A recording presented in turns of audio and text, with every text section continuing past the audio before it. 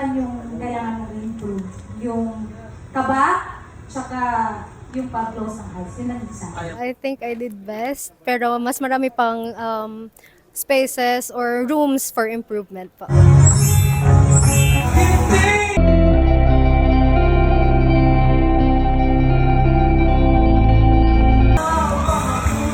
Hindi pa naman. Lang sabi doon sa pag-transpose nung kanta, pero practicing mo lang yan.